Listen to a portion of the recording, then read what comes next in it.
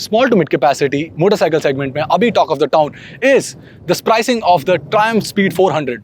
2.23 lakhs for the initial 10,000 units and 2.33 lakh as standard after that. Now with that pricing, people may think that Triumph and Bajaj are going for the jugular of Royal Enfield, which might be the case. Rajiv Bajaj, CEO of Bajaj himself, said that they are trying to tap into a segment which has the most traction. I myself am a part of that segment because मेरे पास एक KTM 390 Duke है. Having said that, Triumph has the Speed Twin 900, the Scrambler 900, which are premium bikes for which you pay a premium price as well. But then why would I not drool at the sight of a bike which is actually less priced and cut from the same cloth? You're watching Park Plus. I am Sumesh. Stay updated to all the videos by clicking the bell icon. As for the task at hand, I need a new catchphrase as well. Let me know in the comments below. For now, let's get going.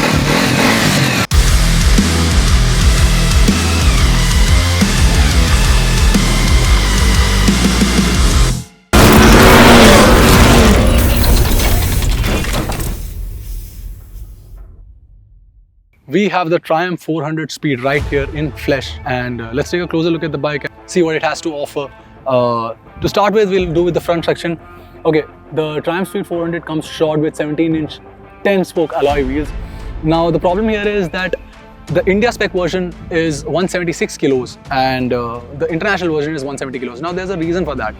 The international spec version has some components that are different, and the India spec adds a little components that contributes to the weight of the bike. To start with, we have leg guard, we have grab rails, we have a sari guard, and the wheels are also different. So the international spec wears Pirellis and Metzeler's, but here we have MRFs and Apollos. And to start with, again, if we come to the looks of the bike, here we have the round LED headlamp setup, and right at the center there is a Triumph moniker right over here, and it's classic Triumph styling.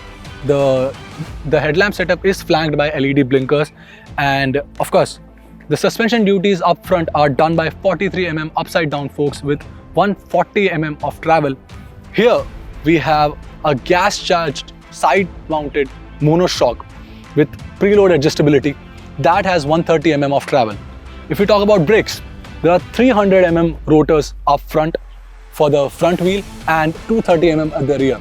If we talk about the engine fins are also done in such a way, the detailing has gone that the gaps between these, they are also different. They might look the same, but it's not the case. The cylinder and the entire engine casing has been done in black with grey finish. It's been powder coated, so that is also there. It's very premium finished. The exhaust canister, it's side mounted and it's upswept, adds on to the classic look of the bike. And here at the rear, we have LED tail lamp and LED indicators. The tail lamp itself also has Triumph moniker right at the center. When it comes to seat, we have a single piece seat. It seats you at 790 mm. The seat for the rider is quite broad and it tapers to the narrow side of things for the pillion. It has quilted pattern for the pillion. Now I am 5 feet 9 inches tall, and this is how I look when I sit on it. So as you can see that I'm not tiptoeing. The ball of my feet are planted on the ground, which is a good thing. It inspires confidence when you are riding a bike as such. The 176 kilos, you can shake it up and it's not that heavy to move, and once you start riding, the weight vanishes in thin air. When it comes to the handlebars have been done in grey and it looks quite premium. The switchgear quality is also quite good. It gives a tactile feel to it. When it comes to the instrument cluster, we have an analog instrument cluster with an integrated MID and a digital tachometer, along with other readabouts that are also digital. So there's a gear indicator and there's a fuel gauge, there's a side stand indicator, and other readabouts can be toggled via the switch gear over here. It gives you information like the traction control, the odometer, the time, and the trip 1, the trip 2.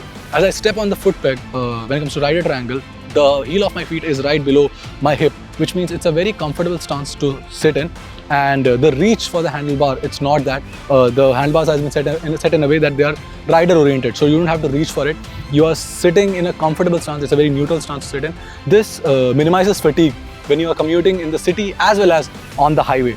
So that's all about the rider triangle and the looks of the bike. In terms of features, you get a slipper clutch, switchable traction control, ride-by-wire, LED lighting, anti-theft immobilizer, and a Type-C fast charging port.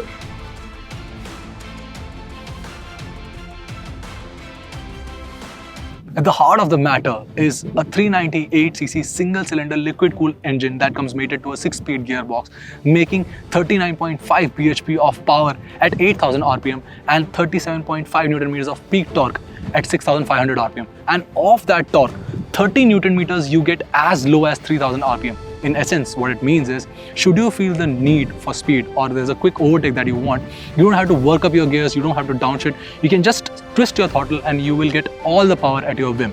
And then it can do a 0 to 60 in under 3 seconds and 0 to 100 in about 7 seconds, which is good figures. And the top speed that I clocked was 165 kilometers per hour. Now understand this, that all of this was done on a test track, on a race track, under controlled environments. So don't go riding irresponsibly on the streets.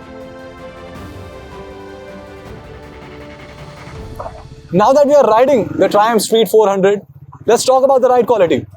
For starters, it seats you in a neutral position, which is good, and actually the fatigue factor is very less when you're riding like this. Your shoulders are relaxed, your spine is relaxed, your arms are not taking any burden, so it's a good way to start.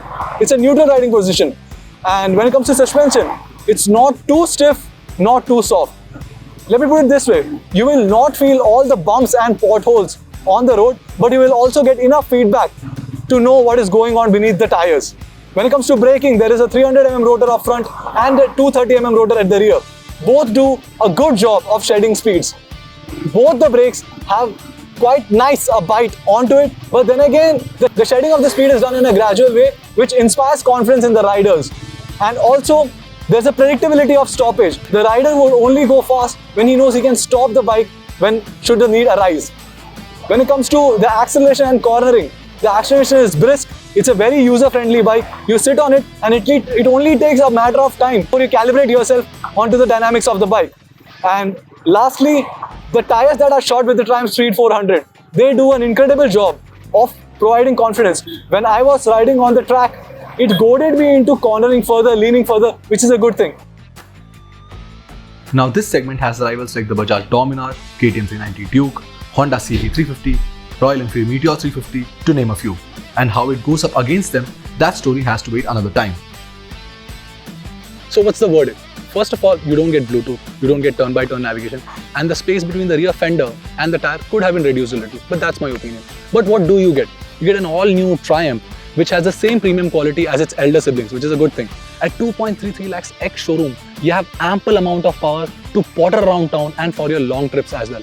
And in my opinion, I think it's all the bike you could ever need. Now this was the first ride review, so fuel efficiency and other figures have to wait for a proper road test. But my initial impression is to ask Triumph if they can scooch in one more booking in the already booked 10,000 recorded bookings in the last 10 days. Well, that's all for now, and I'll see you on the next one. Also, let me know a catchphrase that I can use, and you let me know about the bike, the Triumph Street 400. What do you think about it?